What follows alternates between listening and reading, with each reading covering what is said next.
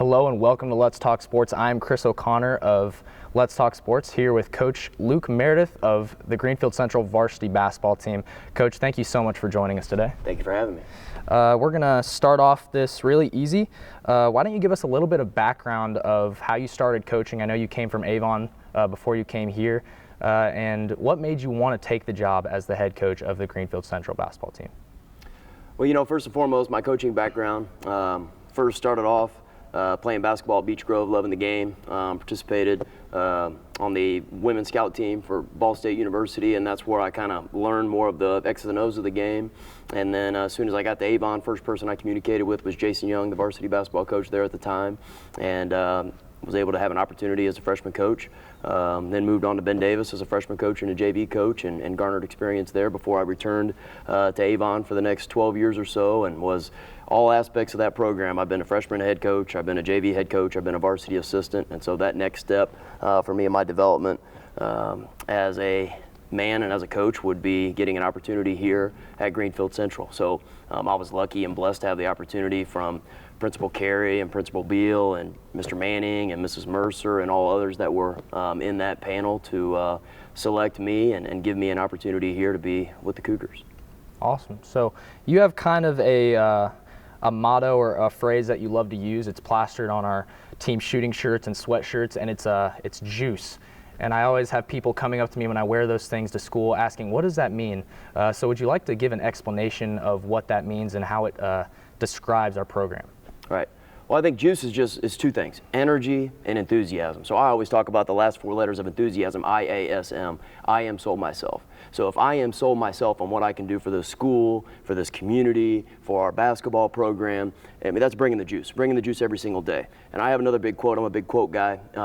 Effort is the equalizer. So, what I don't have in experience, I'm going to bring in effort and putting more time in, watching film, developing a practice plan, being prepared and ready to go. So just that energy, that effort, that enthusiasm, that's the juice. If you're juiceless, you're useless. If you're juiceful, you're useful. That's a pretty good explanation right there.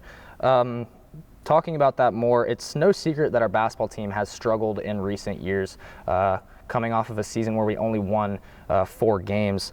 How do you plan to change the culture going forward from being just mediocre to trying to be a team that always competes and to trying to be a team that can actually go out and win a sectional, which is something we haven't done here in a really long time? Well, here's what it is. We were 4-20 last year. 14 of our last 15 seasons we've had a below 500 record.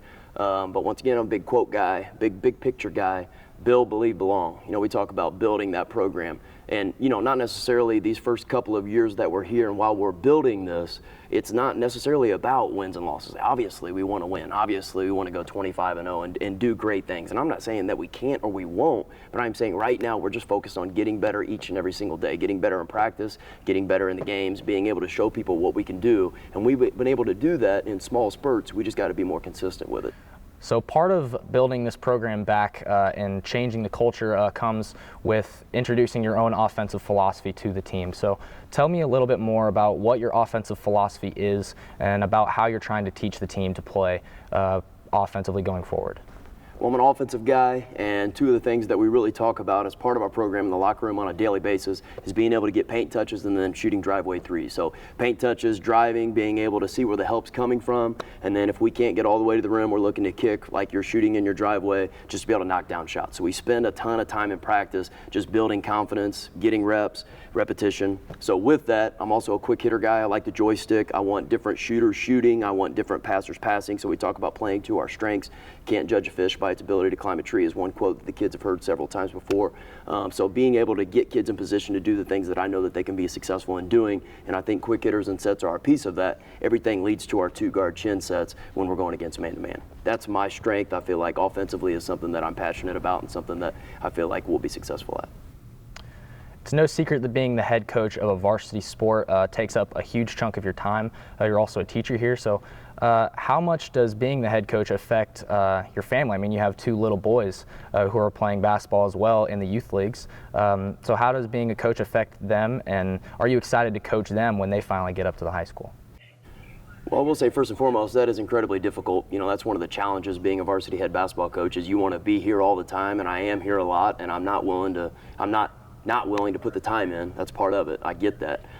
So we do things like they have practices on Mondays and Thursdays, and that's worked out well here at the school. So after our practice, I'm able to stay here for the freshman practice. My wife will bring me something to eat. She's been great about that, and then I can still be there and be a part of their practice and be a part of the GCYBB.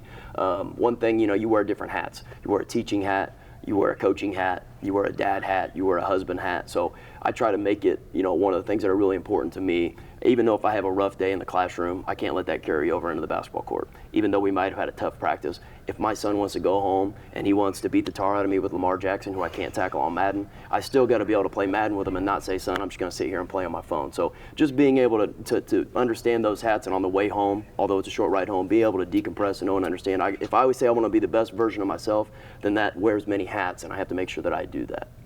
Awesome. We'll wrap this up with one final question.